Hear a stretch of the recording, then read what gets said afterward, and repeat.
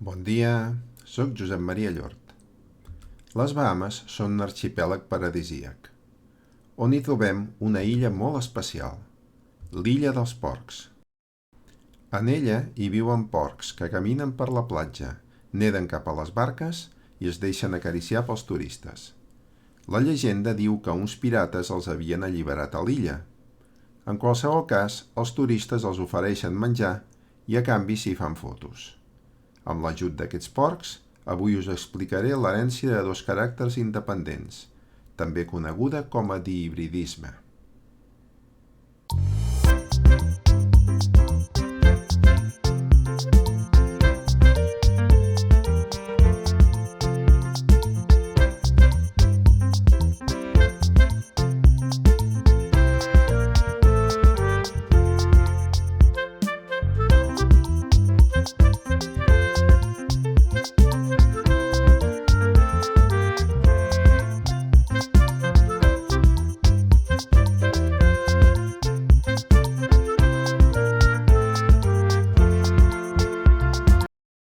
Els porcs són una subespècie domèstica dels porcs senglars. Com hem vist, a l'illa hi ha porcs negres i porcs vermells. Per altra banda, alguns porcs tenen un anell blanc al voltant del coll, com un collar. Molts altres porcs tenen un color uniforme, sense anell. Els porcs tenen 2N igual a 38 cromosomes. El gen que determina el color dels porcs és el gen MCUR, que es troba al cromosoma 6, per tant, un autosoma. Aquest gen té dos al·lels. L'al·lel dominant N majúscula produeix color negre. L'al·lel recessiu N minúscula produeix color vermell. Per altra banda, el gen que produeix o no l'anell blanc al coll és el gen KIT, que es troba al cromosoma 8.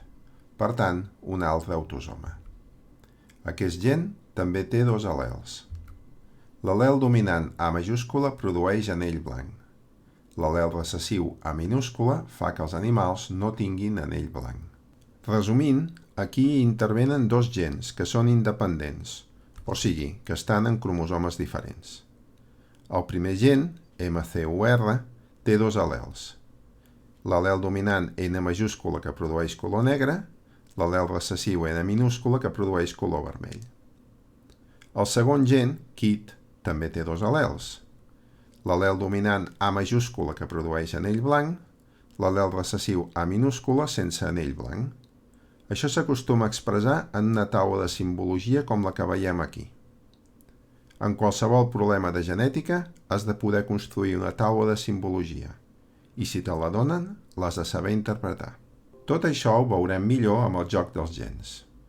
Cliquem l'accés directe del joc dels gens. Obrim el problema de genotips, uns porcs amb collars. L'enunciat ens dona la informació que ja coneixem. Els porcs negres i vermells, amb collar o sense, els dos gens i els seus al·lels. Per entendre millor com s'expressen aquests gens, obrirem manipulació genètica.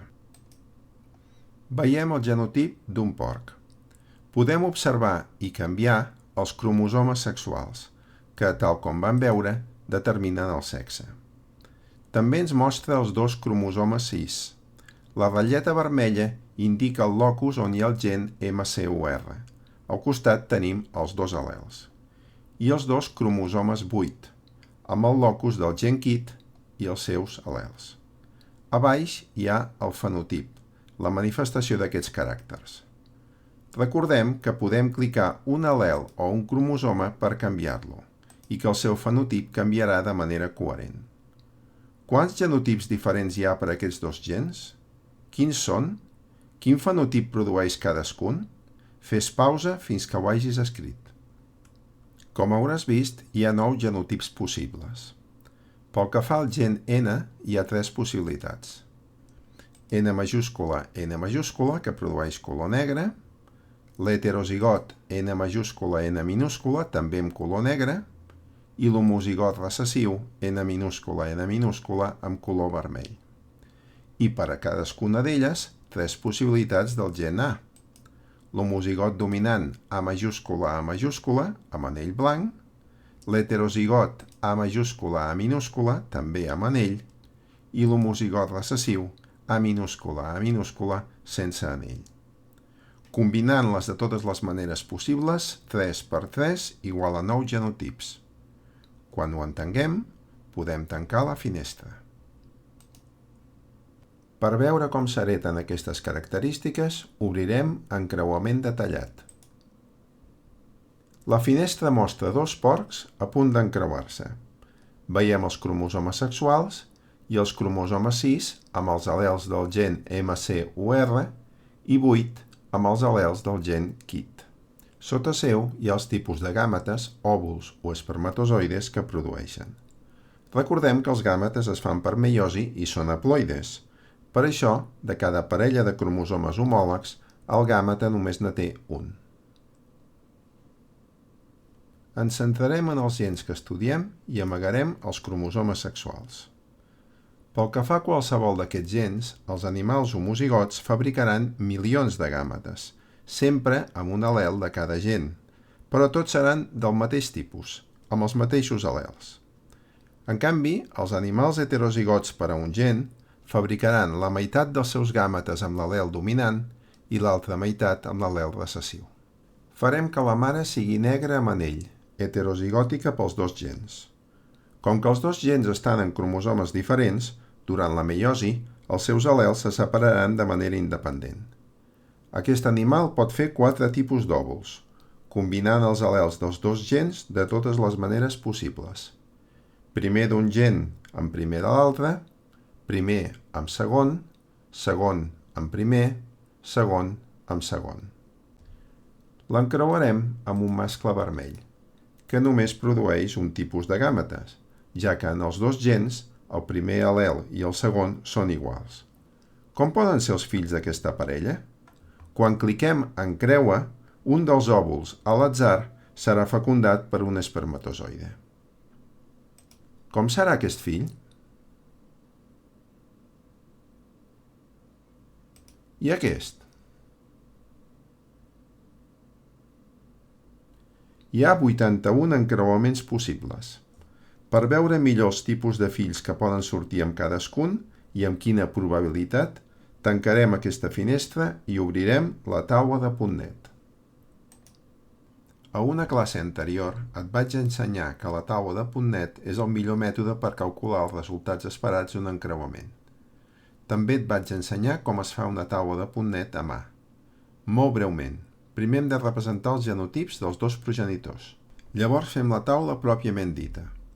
A les capçaleres de les files posem els tipus de gàmetes d'un progenitor. A les capçaleres de les columnes, els tipus de gàmetes de l'altre progenitor.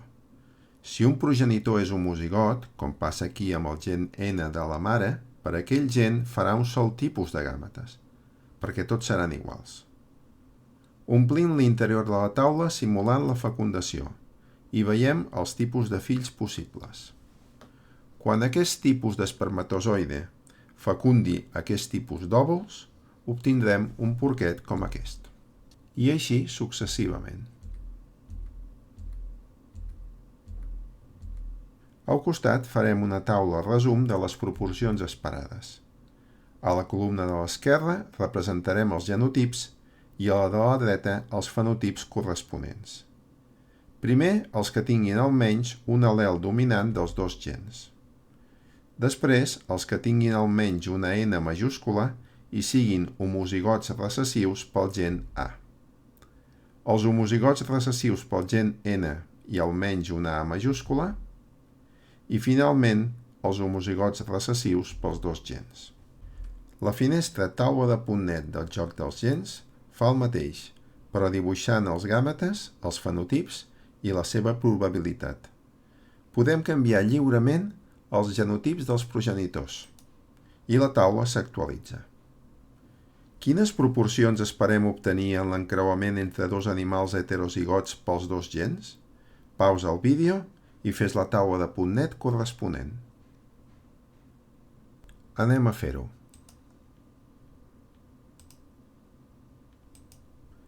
Com podem veure, hi haurà 16 combinacions possibles de gàmetes, però només hi ha 4 fenotips possibles. Per això, les proporcions esperades són 9 setzaus negres amb anell, 3 setzaus negres sense anell, 3 setzaus vermells amb anell i un setzau vermell sense anell. Aquestes són les proporcions típiques en l'herència de dos caràcters independents, quan encreuem dos heterozigots pels dos gens.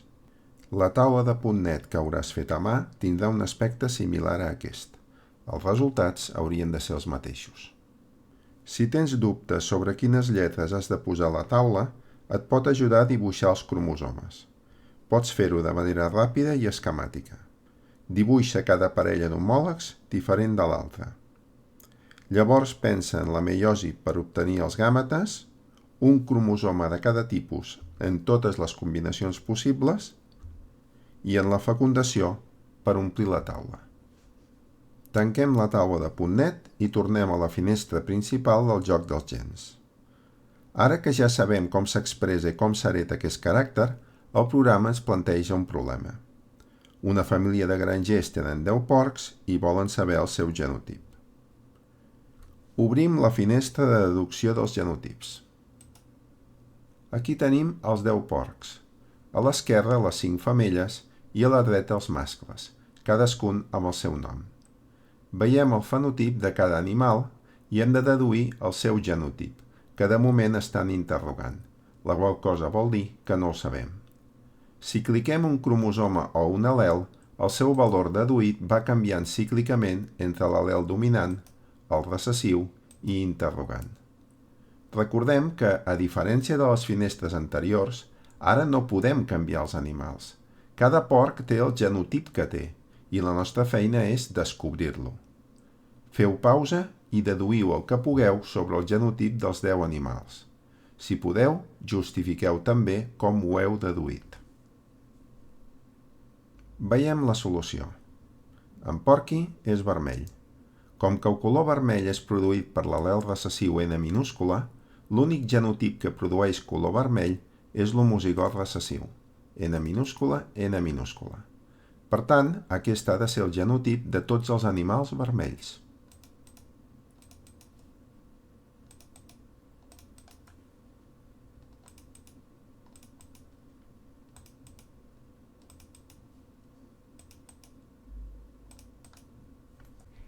I aquesta és la justificació que hauríem d'escriure aquí.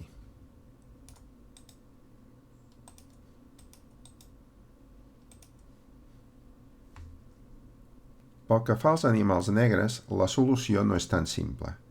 El color negre és produït per l'al·lel N majúscula. Però com que aquest al·lel és dominant, hi ha dos genotips que produeixen color negre. D'aquests animals, només sabem que tenen almenys un al·lel N majúscula. Sense més dades, no podem saber si són homozigots, N majúscula, o heterozigots.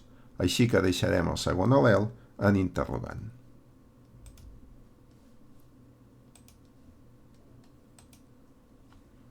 I justificarem la deducció. Fixem-nos ara en l'anell blanc. La pota negra no té anell. Com que l'absència d'anell és produïda per l'al·lel recessiu A minúscula, l'únic genotip que pot tenir és l'homozigot recessiu A minúscula, A minúscula. Per tant, aquest ha de ser el genotip de tots els animals sense anell.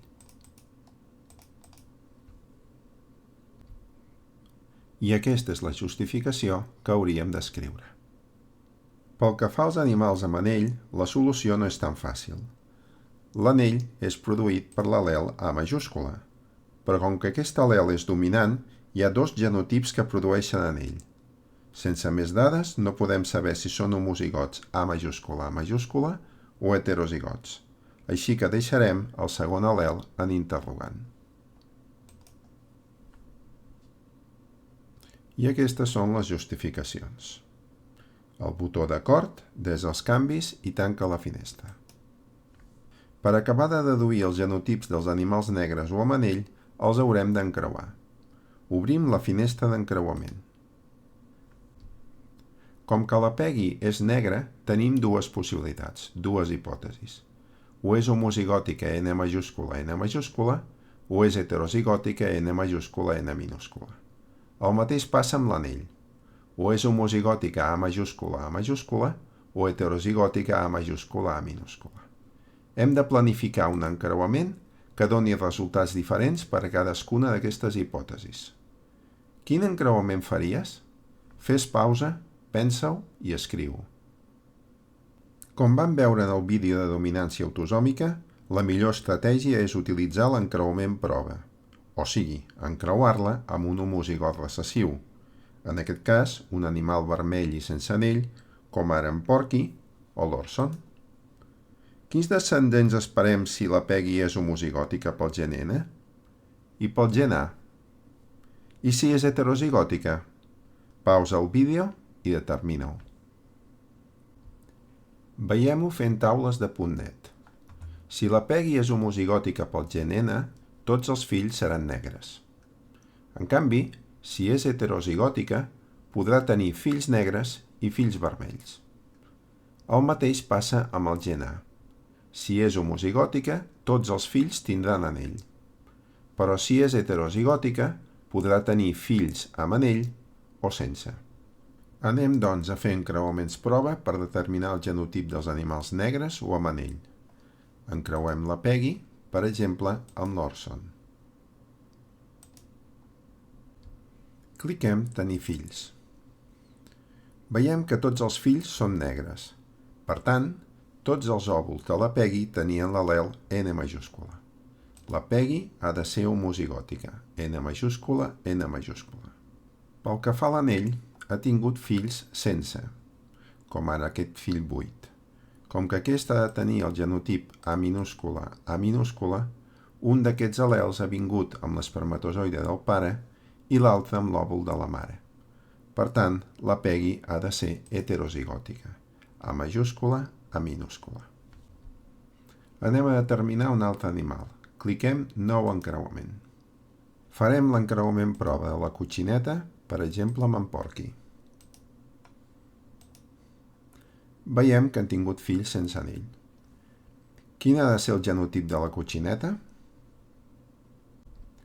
L'única manera que pugui tenir fills sense anell és que sigui heterozigòtica. Anem per un nou animal. En Babe és negre i amb anell. En farem l'encreuament prova.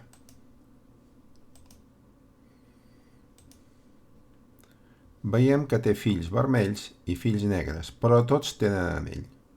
Quin deu ser el seu genotip? Naturalment, només pot ser heterozigot pel gen N i homozigot dominant pel gen A. Anem per un nou animal. Veiem en Gordy. En farem l'encreuament prova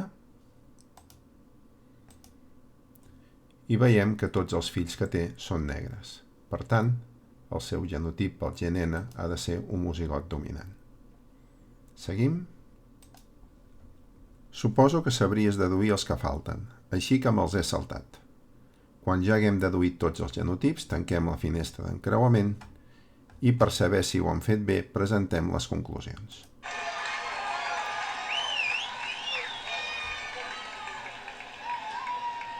Veiem que tot és correcte. Els grangers estan molt contents amb la nostra feina. Bé, ara fes pausa i escriu el que has après. Posteriorment, resol els exercicis següents. Fins la propera!